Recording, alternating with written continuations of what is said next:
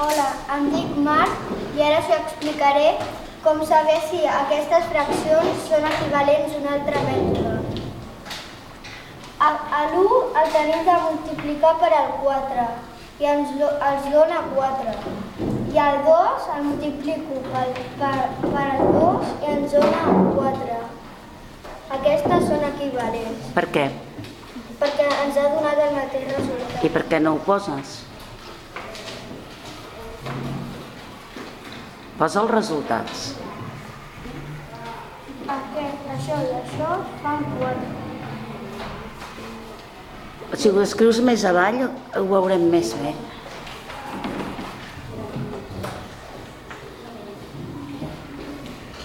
Molt bé. Ara, 2 per 6... Però ara què estàs fent? Demostrant les altres dues? Sí. 2 per 6, 12. I 4 per 3, 12. I ens ha donat 12. Molt bé.